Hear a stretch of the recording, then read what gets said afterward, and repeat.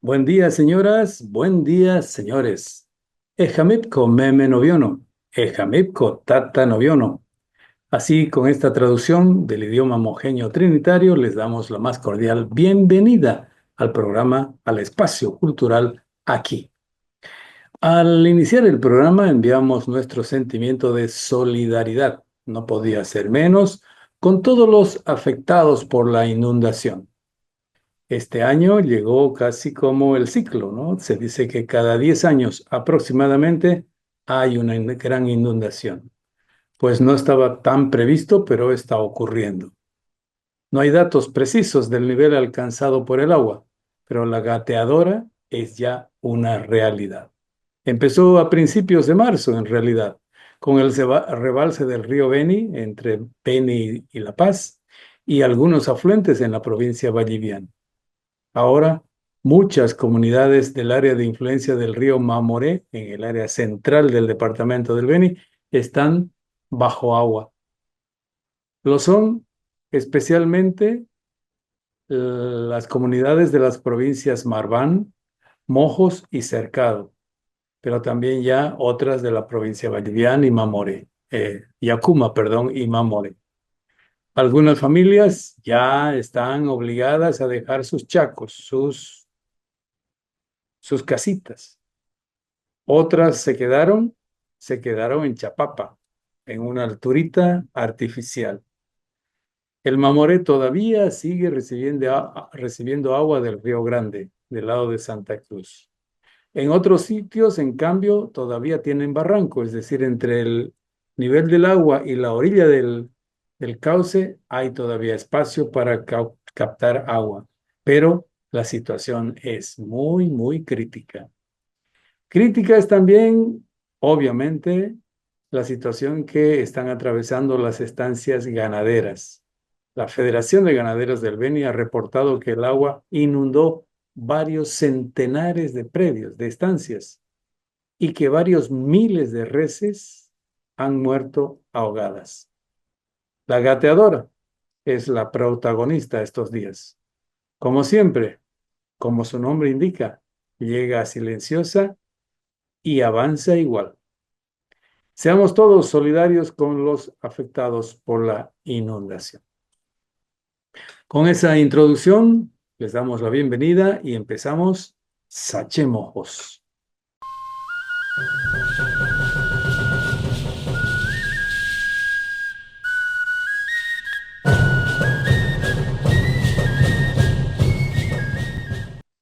Reto Ciudad Naturaleza. De nuevo, este 2025 habrá un reto Ciudad Naturaleza. Este concurso, que es mundial, desafía a retratar nuestra ciudad, cada una de nuestras ciudades, a través de los animales y plantas que tenemos en el área urbana. Ha sido lanzado el reto para sacar fotos a reptiles, aves, mariposas en el ambiente urbano. Este año, en el Bicentenario de Bolivia, podrán participar todas las capitales, ciudades capitales. Los organizadores del concurso invitan a todos los que tengan una cámara en el celular, desde el mismo celular, a participar. Todos los interesados solo tienen que hacer algo sencillo: descargar la aplicación Yo Naturalista y seguir las instrucciones que ahí mismo están.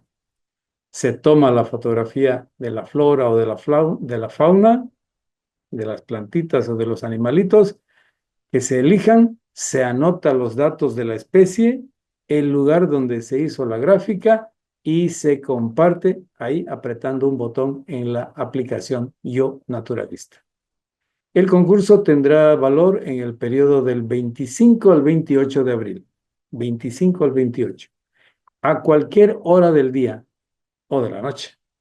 Se sugiere sacar foto a especies nativas de la zona, de cada ciudad. Con este concurso, las ciudades muestran al resto del mundo la faceta más natural que tienen en cuanto a biodiversidad. De este modo nos damos cuenta y aprendemos. Aprendemos lo que tenemos, especialmente los niños, los jóvenes, pero claro, también los adultos. Nos damos al mismo tiempo un paso adelante en la conservación y el cuidado de esta riqueza que se llama la naturaleza. Plantas y animalitos que merecen ser cuidados, ser protegidos. ¿Para qué? Para que la tierra siga dándonos su riqueza. Yo Naturalista, un reto Ciudad Naturaleza que estará vigente del 25 al 28 de abril. Estén atentos, bajen ya el programa.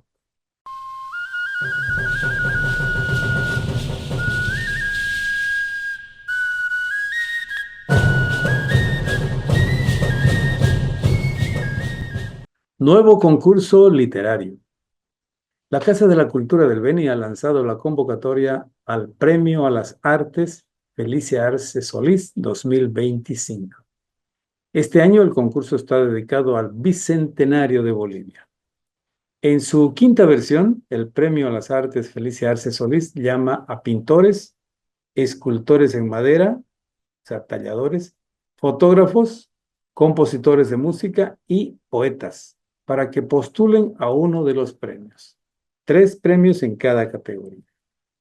La convocatoria indica que la principal condición es que los trabajos que se inscriban deben ser inéditos o que no hayan participado en un certamen anterior, un certamen igual. En música, el Premio a las Artes Felicia Arce Solís invita a presentar composiciones en taquirari. Se debe incluir la partitura, las notitas. En pintura, los concursantes deben presentar una obra en acuarela, en óleo o a lápiz. El tamaño 40 por 60, 40 por 60, o no importa, 60 por 40 centímetros con temática regional. Para el caso de tallado en madera, la propuesta debe ser de tamaño 30 centímetros mínimo y 50 centímetros de altura máxima. Para los fotógrafos se pide que el autor elija tomas, escenas del paisaje regional, representativo del Beni, dice la convocatoria. Y en el capítulo dedicado a la poesía, cada concursante debe presentar al menos una obra que tenga 4 estrofas o 16 versos, con temática libre. Es también libre el uso de la rima y la métrica, es decir, no es indispensable que tenga rima y no es indispensable que tenga métrica. La fecha límite de presentación, ¿cuál es? El 18 de junio, en las oficinas de la Casa de la Cultura del Beni. Un jurado será el encargado de calificar los trabajos. En cada categoría, 3 premios, dijimos. El primero, $300. El segundo, $150. Y el tercero, $50. Además del respectivo diploma de participación y de ganancia. La premiación se efectuará el día 27 de junio en un acto especial. Todo ya va a formar parte del programa especial de este año del Bicentenario de la Chopepiesta Santísima Trinidad, que será en junio. En junio, sí. Entonces, estén atentos, ya preparando participación en el concurso Premio a las Artes Felicia Arce Solís año 2025.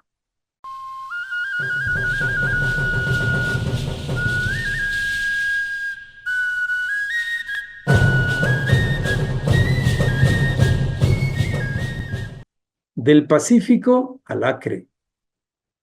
En la historia boliviana se registraron 2 guerras con países vecinos. Una, la Guerra del Pacífico, en la que Chile nos arrebató el litoral. Otra, la del Acre, por la que Brasil se quedó con el extenso territorio del Acre. En ambas hubo personajes, algunos muy conocidos por su actuación en defensa del territorio nacional. Hoy, aquí en Sachemojos, rescatamos un suceso en el que participa un personaje que intervino en la guerra con Chile y años después también en la contienda del Acre. Coincidencia que no es muy conocida. ¿Por qué lo rescatamos? Porque ha sido difundida por un amigo, Fernando Vaca Suárez. Él difundió este texto que les vamos a leer a continuación. Fernando Vaca es senador actualmente por el Beni. Dice el texto de Fernando Vaca Suárez. El 3 de noviembre de 1888 se encontraron en la naciente Cachuela Esperanza don Ladislao Cabrera y don Nicolás Suárez. El destino los encontró. El primero, don Ladislao Cabrera, había sido uno de los notables héroes bolivianos en la Guerra del Pacífico que empezó en 1879 contra Chile. Y el otro sería el máximo héroe civil de la patria por sus acciones en tres contiendas: la del Acre contra Brasil en 1902, Manuripi contra Perú en 1909 y la del Chaco contra Paraguay en 1932. Se refiere a Nicolás Suárez. ¿Qué pasó entonces? Dice este texto. Ladislao Cabrera se había embarcado el 7 de octubre de 1888 en Trinidad y navegó una embarcación por el río Mamoré hasta llegar a Villa Bella, con el objeto de demostrar que, generando obras de ingeniería civil con diques y empleando dinamita, se podían salvar las rompientes o cachuelas y así permitir la navegación a vapor. O mejor, conectar por una vía terrestre el Mamoré con el río Beni, que ya lo había sugerido antes el ingeniero Labré. También don Rómulo Suárez, hermano de Nicolás, había intentado realizar lo que luego fue el camino Guayaramerín-Cacho Esperanza. Sigue este texto, lo seguimos leyendo. Don Ladislao, luego de pasar noche en Cachuela Esperanza y analizar por sí mismo las características de tan impresionante accidente geográfico en el río Beni, la Cachuela Esperanza, regresa a Villavella para preparar su viaje de regreso a Trinidad. El coronel Cabrera, Ladislao Cabrera, tenía grado de coronel, escribió en su diario lo siguiente. A horas 3:30 de la tarde, y expresando mi profundo agradecimiento al señor Nicolás Suárez por la generosa y profusa hospitalidad que tanto el señor administrador y a mí nos dispensó, me embarqué de regreso a la aduana, se refiere a la aduana de Villavella, en un lugar bastante distante de la casa, hasta donde el señor Suárez me acompañó para darme con sus empleados el apretón afectuoso de manos de despedida. Ahora 7 de la tarde, ya 7 de la noche, desembarcaba en la aduana. Los bosques de las riberas del río Beni son asombrosamente exuberantes. Los árboles se elevan a una considerable altura. Abundan las palmeras, el pacay y los castaños. Dice con su letra don Ladislao Cabrera en su diario de viaje. Al año siguiente, 1889, fue publicado en Santa Cruz el diario de viaje de don Ladislao Cabrera. El diario llevó el título de Navegación fluvial de Trinidad a Villavella, diario de viaje por las cachuelas del río Mamoré en el departamento del Beni. Cabrera falleció en La Paz en 1904. Nicolás Suárez murió en 1940. Gloria para insignes hombres. Dice este texto que le hemos leído, texto recogido por Fernando Vaca Suárez. De nuestra parte, según los libros de historia, diremos que Juan Ladislao Cabrera Vargas, era el nombre completo del héroe de Calama, participó en la batalla de Calama precisamente, defendiendo esa ciudad boliviana del ataque chileno en 1879. Juan Ladislao Cabrera Vargas. Él actuó al lado de Eduardo Aroa y han sido ambos declarados héroes nacionales. El texto indica que, el texto de Fernando Suárez dice que don Ladislao Cabrera murió en 1904 en La Paz. Otra versión que recogemos nosotros apunta que el deceso de Ladislao Cabrera se produjo en Sucre en 1921. Pero amén de esos datos, que pueden ser discutidos por expertos en el tema, historiadores. Señalamos este acápite en la historia regional, que fue la participación de Ladislao Cabrera en un viaje entre Trinidad, Villavella, Cachola, Esperanza. Ladislao Cabrera había sido uno de los actores en la primera guerra con Chile, en la guerra con Chile, la primera de Bolivia, en 1879. Él fue funcionario público, dicen algunos textos, participó en el Congreso Nacional en La Paz y, bueno, en Sucre seguramente todavía, y después, por alguna razón, llegó a el Beni, estuvo en Trinidad y navegó el río Mamoré. Miren ustedes, casi un secreto de nuestra historia.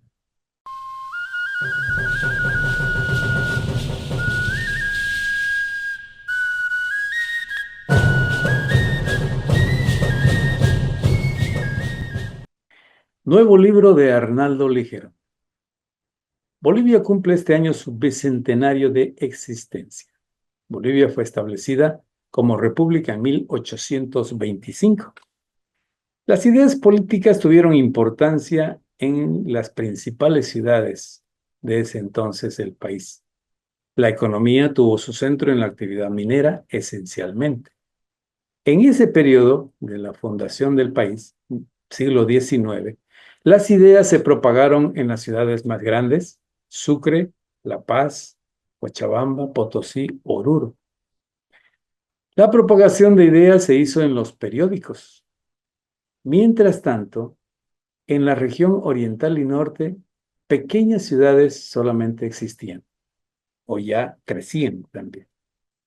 En la segunda mitad del siglo XIX, en esta región norte amazónica, surgió la quina o la cascarilla como un fenómeno económico. Tuvo una breve duración, aproximadamente 30 años. Cuando decayó la cascarilla, en la misma región apareció la goma. Estamos hablando de mediados del siglo XIX, 1850, 1860.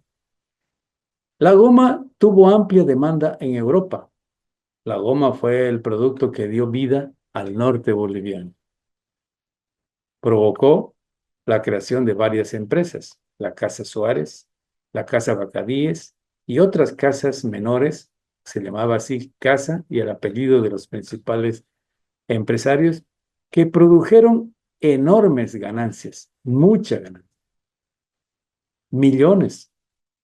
Una parte de los millones de los Suárez y los Bacadíes se volcó a la compra de imprentas. En las imprentas se editaron periódicos. Hubo periódicos en Trinidad, en Riberalta, en Cachuela, Esperanza, en Baures, en Magdalena y en otras ciudades de esta región norte amazónica. Fue una época de periodismo. Hay un libro, que aquí lo tengo, Historia del Periodismo Veniano, que señala la cantidad de títulos que tuvieron los diarios en esa época, entre finales del siglo XIX y comienzos del XX. El primer periódico se imprimió en Trinidad en 1882. Se llamó El Eco del Oriente. Esta historia es la que cuenta el libro 100 años del primer periódico veniano. 100 años del primer periódico veniano. Presentado esta semana en Trinidad, el libro. Fue presentado de manera póstuma porque el autor es Arnaldo Ligerón Casanovas, escritor fallecido en el año 2017, ya hace 8 años. La obra fue editada por la familia de Arnaldo como un homenaje al que fue profesor, investigador, biógrafo, gestor cultural, entusiasta de la cultura. El ingeniero Federico Moreno Aulo, cuñado de Arnaldo, explicó que la obra tiene pocas pero valiosas páginas. El escrito original fue rescatado por el investigador Julio Rivera Paniagua. Julio lo tenía seguramente por ahí, y llegó la fecha en 1982 y lo buscó y lo encontró. El libro 100 años del primer periódico veniano está disponible en la Casa de la Cultura del Beni. Será importante conocer esta parte. Hay una relación histórica y hay también algunos artículos especializados de periodismo cultural, periodismo político, periodismo deportivo incluso, que recogen los diarios en estos primeros 100 años de periodismo en el Beni. ¿Interesante? Muy interesante para nosotros, por eso los hemos incluido en esta edición de Sachemocos.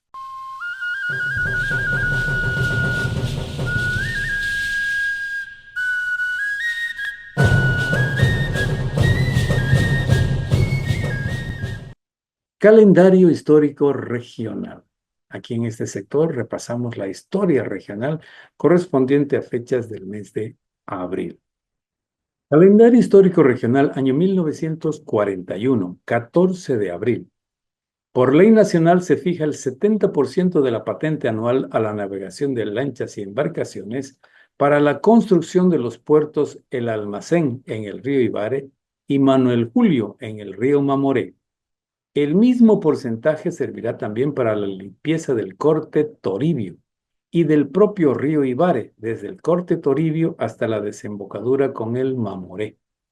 La ley dispone que el 30% restante sirva para construir muelles en Guayaramerín y Villavella. Los porcentajes modifican la ley de la patente creada en 1911. El porcentaje se aplicará por 10 años. La ley fue promulgada por el presidente Enrique Peñaranda. Calendario histórico regional año 1945, 14 de abril. Nace en San Joaquín Bernardo Rivera Montero, locutor, periodista de radio. Trabajó en emisoras de radio de Trinidad, de Guayaramerín y Santa Ana del Yacuma. Fue dirigente sindical de los trabajadores de la prensa en Santa Ana. Fue secretario general de la prefectura en el periodo 1989-1993. Secretario del Consejo Municipal de Trinidad por varios años. Animador de la Iglesia Católica. Fundó una emisora de radio en Casarabe. Falleció en Trinidad en el año 2021. Calendario histórico regional 1975, 14 de abril. Asume como alcaldesa de Trinidad la señora María Esther Chiriqui Bejarano de Yáñez, designada por el presidente Hugo Banzer Suárez. Tonchi Chiriqui, como se le conoce popularmente, fue obligada a aceptar el cargo por el decreto del servicio civil obligatorio. El inicial distanciamiento con Banzer se convirtió en el tiempo con cercanía y pronto recibió amplio apoyo gubernamental. En su gestión se inició la Chopepiesta Trinitaria en su versión actual, con reconocimiento al Cabildo Indigenal. También se organizó el catastro municipal y se realizaron varias obras locales. Tonchi renunció al cargo 2 años después, antes de la caída de Banzer en 1977. Calendario histórico regional, año 2024, 14 de abril. Fallece en el Hospital de Magdalena el sacerdote José Manuel Barrio, de la Orden de los Franciscanos Menores. El misionero de origen español sirvió 66 años en varias parroquias del Beni. Su última misión la cumplió en Bellavista, en la provincia de Itenes. Con sus conocimientos de medicina, se granjeó el apodo de Padre Milagro. Había cumplido 98 años. Sus restos están sepultados en Bellavista. Calendario histórico regional, año 1870, 15 de abril. Nace en Messina, Italia, Mario Saielli, educador, escritor, poeta. Dominó 5 idiomas. Era doctor en Derecho Canónico. Vivió en Cochabamba, Trinidad, Cachuela Esperanza, Rurrenabaque y en Riberalta. Fue profesor en todas las ciudades donde vivió y dictó conferencias sobre ciencias. Escribió artículos de opinión en diarios con el seudónimo de Marius. Falleció el 13 de julio de 1951 en el centro silvícola Moré, en la provincia de Itenes, en la frontera con Brasil. El único liceo de Trinidad lleva su nombre. Sus restos descansan en el salón principal del Liceo desde 1981. Calendario histórico regional, año 1882, 15 de abril. Se publica en Trinidad el primer número del Eco del Oriente, primer periódico veniano. Su director fue Tomás Melitón Villavicencio. Se imprimió en la imprenta de la Casa Suárez, cuyo administrador era don Francisco de Paula Suárez Callaú, uno de los hermanos de Nicolás Suárez. En 1999, por decreto prefectural, se instituye el Día del Periodista Veniano en homenaje a esta fecha. Calendario histórico regional, año 1999, 15 de abril. Por decreto prefectural se establece el Día del Periodista Veniano para conmemorar la fecha de fundación del Eco del Oriente, primer periódico veniano. El decreto fue firmado en el gobierno departamental de don Ernesto Suárez Satori. Calendario histórico regional, año 1987, 16 de abril. Se funda en Trinidad el periódico La Palabra del Beni. Los impulsores son José Orlando Monasterio, Carlos Navia Rivera y Mauricio Hauser. Su primer director fue el periodista Antonio Carvalho Urey. Al comienzo, por varios meses, fue semanario. 2 años después se convirtió en diario. Desde 1993 se imprime con equipo propio de taller offset. Calendario histórico regional, año 2022, 16 de abril. Aparece el primer número del semanario Castañero en la ciudad de Riberalta. Es director el periodista Marco Antonio Suárez Ruiz. Tiene como lema la integración amazónica. Se imprime en formato tabloide en una imprenta de Santa Cruz. Calendario histórico regional, año 1647, 17 de abril. Nace Pedro Marván en la localidad de Tiedra, Valladolid, España. Ingresó a la Compañía de Jesús con 16 años. Se ordenó sacerdote cuando tenía 23. Llegó destinado a Lima en 1672. 2 años después, 1674, fue escogido para ser compañero de misión de Cipriano Varace rumbo a la misión de Los Mojos. Fue el fundador de la misión de Loreto en 1682. Con su dirección se fundaron 10 misiones más hasta 1700. Entonces fue reemplazado por Antonio de Orellana. Falleció y está enterrado en Loreto en noviembre de 1713. Una provincia del departamento del Beni honra su nombre. Calendario histórico regional, un sector especial, aquí en Sachemons.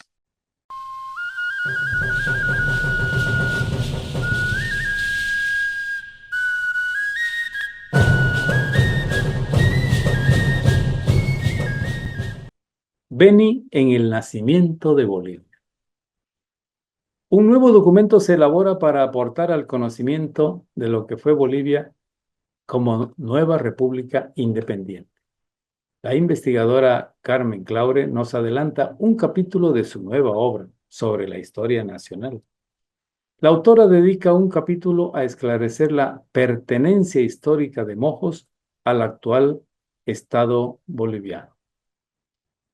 En lo relativo a Mojos, Carmen Claure precisa aspectos relacionados con los efectos del decreto del 9 de febrero que emitió el libertador Antonio José de Sucre para convocar a la Asamblea Constituyente.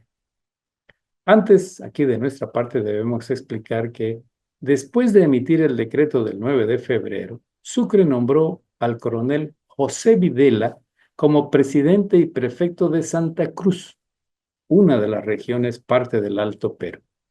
Videla es un militar argentino que se convirtió en un oficial de amplia confianza del libertador Sucre. Bueno, para cumplir el decreto del 9 de febrero y organizar la Asamblea Constituyente era necesario designar a los delegados que iban a asistir a la reunión nacional, a la Constituyente. En ese sentido, la historiadora Carmen Claure indica en este documento. Correspondió al coronel Videla la tarea de organizar la elección de los representantes cruceños a la Asamblea que fue convocada por el mariscal Sucre, mediante decreto del 9 de febrero emitido en La Paz. Originalmente, la asamblea debió llevarse a cabo en Oruro, pero por razones de clima se decidió que ella se realizara en Chuquisaca. Dice la señora Claure. En Santa Cruz, el 4 de abril de 1825, hallándose congregados en la sala consistorial los señores que componen la Junta Electoral de Provincia, dijeron ante mí, el presente escribano, y los testigos, que salieron electos por pluralidad de sufragios los candidatos doctores don Antonio Vicente Seoane y don Vicente Caballero, el primero por esta ciudad, Seoane, y el segundo por Valle Grande, Caballero, según las listas y actas. La historiadora dice, según Videla, los motivos por los cuales el acta transcrita no menciona a los diputados por Cordillera y por Mojos serían porque, y abre comillas, en la primera provincia, Cordillera, es moralmente, repito, es moralmente imposible conseguir diputado porque sus habitantes, a excepción del subdelegados, todos son torpes indígenas y por su ignorancia incapaces de ocuparse del voto activo y pasivo. La opinión, dice la que recoge estos datos, es rechazada por el historiador Hernando Sanabria Fernández. En esos lugares existía alguna población criolla que bien podía desempeñarse en aquello del voto activo y pasivo. En lo relativo a Mojos, según Hernando Sanabria, los electores en el mes de mayo designaron como diputado al presbítero Santiago Cortés, cura párroco de San Pedro, pero el nombramiento fue vetado por Videla, lo cual es considerado por Sanabria como incalificable abuso de autoridad y violación de los derechos ciudadanos. Hace una cita la señora Claure a José Luis Roca y dice, Videla también vetó la elección del diputado por Chiquitos, José Rafael Salvatierra, que era presbítero, por considerarlo enemigo del orden republicano, diciendo, es un individuo sin suficiencia, sin representación, sin moralidad y, en fin, nada reúne de las cualidades que se requieren para tan alto cargo. Finalmente, a la asamblea de Chuquisaca solo concurrieron Seoane y Caballero. Doña Carmen Claure abarca en su trabajo también lo relativo al nombre del departamento del Beni, creado en 1842.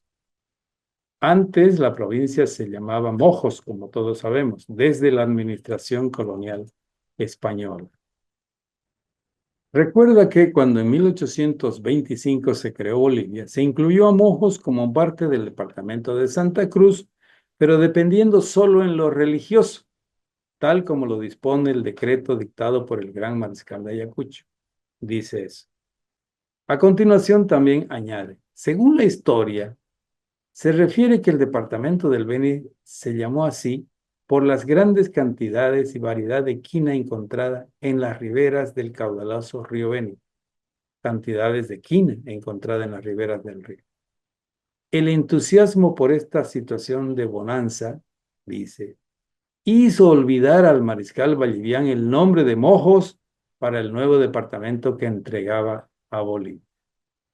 Los departamentos de La Paz, Cochabamba y Santa Cruz sintieron que tras dicho decreto, esa zona les fue desgajada de parte de su territorio, de La Paz, de Cochabamba y Santa Cruz.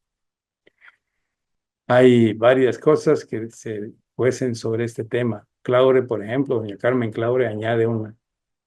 El historiador y escritor veniano Arnaldo Ligerón, en su obra Antonio Bacadíes, la biografía de el industrial y política, dice, la creación del Beni fue obra de Alcides d'Orbigny, Manuel de la Cruz Méndez y Matías Carrasco, a consecuencia de los informes lapidarios que enviaron al gobierno central sobre la situación infrahumana que vivían los indígenas en manos de los comerciantes y funcionarios públicos cruceños. Desde aquella fecha, recoge la autora, se popularizó en los pueblos de Mojos una frase en boca de Méndez, Manuel de la Cruz Méndez. Quitaré a los cruceños su vaca lechera, significando con esto la bonanza mojeña de la que usufructuaban unos y otros, sobre todo los descendientes de Ñuflo de Chávez, según lo dicho por Arnaldo Ligero. Con los años, dice doña Carmen, Julio Méndez, hijo de don Manuel de la Cruz Méndez y ministro del Interior de Adolfo Vallivian, haría lo contrario que su padre, al oponerse a un proyecto que Bacadíes presentó en el Senado en 1884, 40 años después de la creación del Beni, proyecto en el que infructuosamente intentó recuperar el nombre de Mojos para el departamento del Beni y este último nombre para la provincia que después correspondió al territorio nacional de colonias, sin éxito alguno. Datos de la historia. Esto es lo que dicen los autores. Lo decimos nosotros aquí a propósito del bicentenario de Bolivia y la participación de el Beni en esta nueva nación.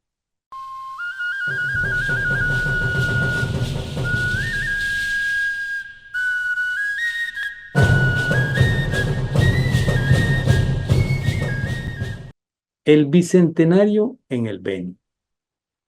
Este 2025 Bolivia recuerda y celebra el bicentenario de su creación como Estado independiente.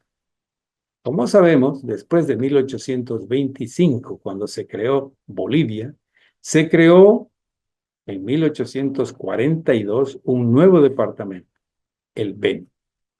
Aquí ahora queremos aportar otros elementos para comprender la formación de Bolivia y también la del nuevo departamento, el Beni. Para ello tomamos la tesis de la española Ana Guiteras Monviola, tesis que se llama Para una historia del Beni, estudio socioeconómico, político e ideológico de la Amazonía boliviana, siglos XIX y XX. Esta tesis de Ana Guiteras fue presentada en el año 2011 en la Universidad de Barcelona para optar al grado de doctora en historia. En el capítulo 4 de su trabajo, Ana Guiteras subtitula Beni en el periodo caudillista. Aquí, la autora afirma que en el primer siglo de su existencia, Bolivia vivió varias disputas derivadas del interés de diversos sectores por lograr ventajas en el acceso a puestos políticos, desde donde usar su influencia y explotar los recursos naturales. En ese periodo, el Beni fue una región desvertebrada social y políticamente. Ana Guiteras dice que se percibe al Beni como un espacio vacío, de población escasa, desarticulada, en fin, una zona de confinamiento político. Resintióse la sociabilidad beniana por la influencia generalmente nociva de los huéspedes que la clemencia del Estado arrancaba del patíbulo o que eran arrojados a esta nueva Siberia por las revoluciones y los motines que la demagogia y el caudillaje atizaban en el resto de la República. Así empieza Ana Guiteras con una cita de Manuel Limpia Saucedo, del libro Gobernadores de Mojos, para referirse al Beni en el periodo caudillista. El artífice del departamento del Beni, José Vallivian, vio cómo en 1847, 5 años después de fundarse el Beni, se iniciaban distintas campañas lideradas bien por Manuel Isidoro Belzu, bien por José Miguel de Velasco, con el objeto de derrocarlo. Vallivian seguía de presidente. Su insurrección se propagaría por los distintos departamentos del norte y del sur de la República, alcanzando también al Beni.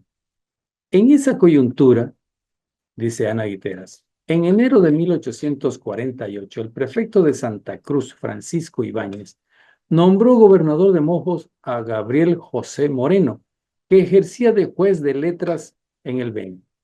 Su nombramiento desconocía la administración independiente del Beni y respondía a la voluntad de mantenerlo bajo la influencia cruceña y a las tendencias antivallivianistas de ambas autoridades.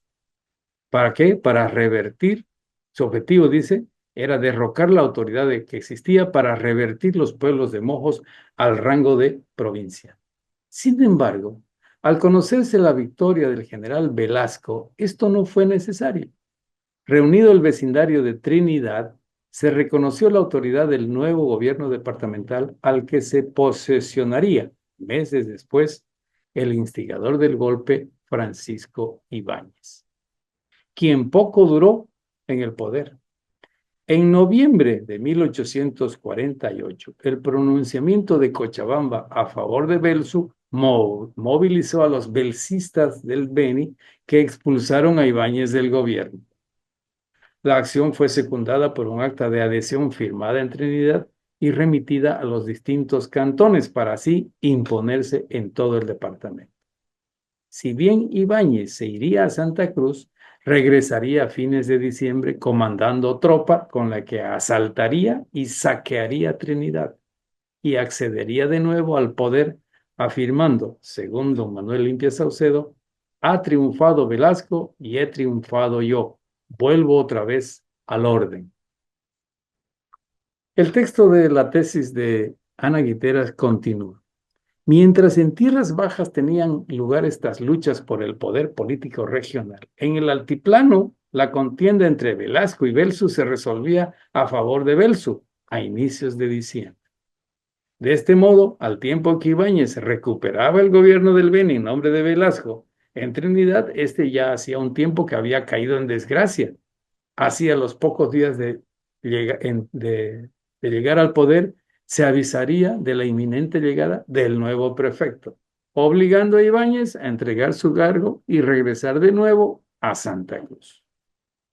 Cabe señalar que tras estos hechos, Santa Cruz informaría a la prefectura veniana de su adhesión al régimen de Belsu, señalando que éste ya había sido invocado por este pueblo patriota el 1 de octubre de 1848, tal y como mostraban en el acta que enviaron.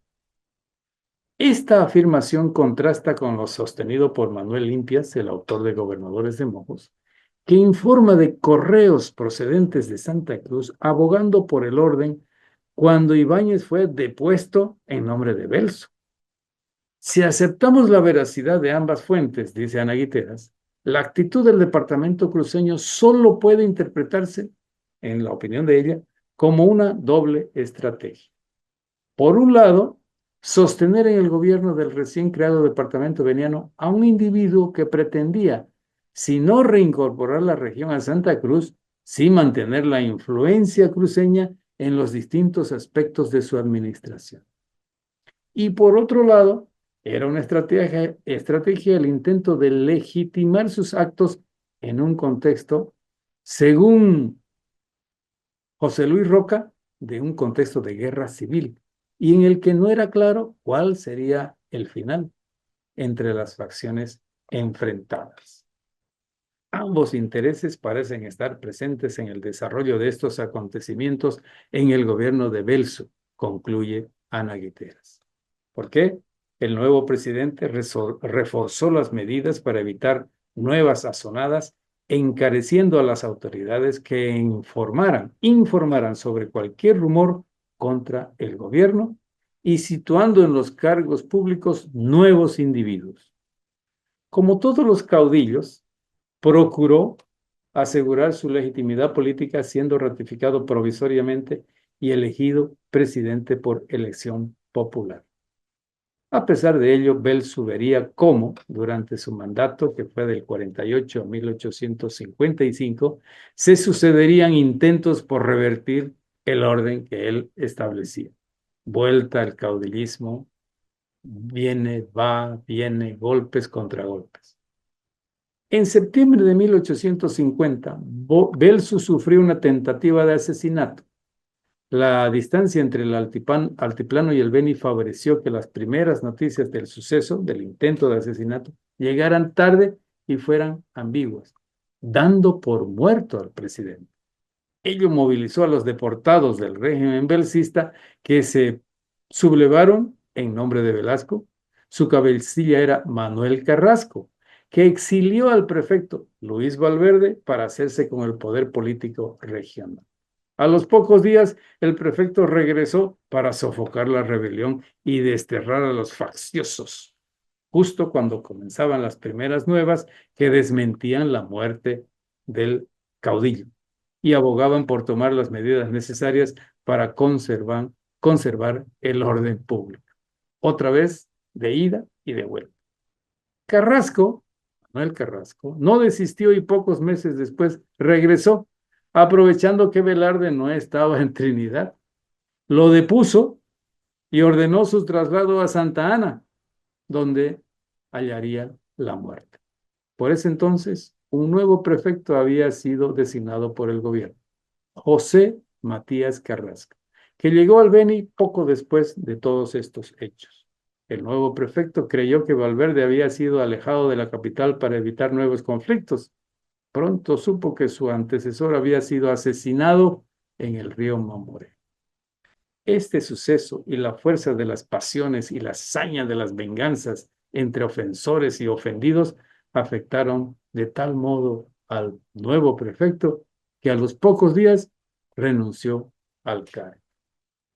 La indagación de lo sucedido a Valverde durante su confinamiento quedó en manos del cruceño Fabián Hoyos, designado nuevo prefecto del Beni. Los testigos afirman que el autor del asesinato fue el cacique Pedro Pablo Tonore, encargado de su traslado por el río. Sin embargo, las sospechas sobre los verdaderos instigadores del crimen recayeron en los colaboradores de Carrasco. Un va y un viene que va y viene en la historia también. En resumen, dice Ana Guiteras, en los primeros años del departamento del Beni hubo una sucesión de revueltas políticas. En ellas intervinieron delegados políticos del gobierno nacional y otros subalternos de Santa Cruz. En todas las ocasiones se actuó de manera militar, con el uso de armas, hasta la muerte de varios actores. Eso sucedió contra el general Balivián, presidente y creador del Beni, y también contra los sucesores en la presidencia del país. Fueron actos políticos con interés en el poder y también con pretensiones económicas. En esa época ya estaba en desarrollo la explotación de la goma. Ana Guitera sostiene que hubo abuso de poder de parte de los agentes políticos en este periodo caudillista, del que hemos solamente dado lectura a una parte, porque eso continúa hasta el resto del siglo XIX. Hubieron acusaciones mutuas en golpes y contragolpes que se registraron.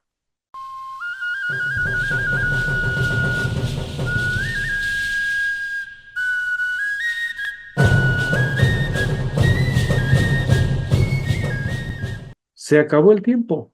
Tendremos más la siguiente semana. Más de cultura, historia, literatura, poesía, música.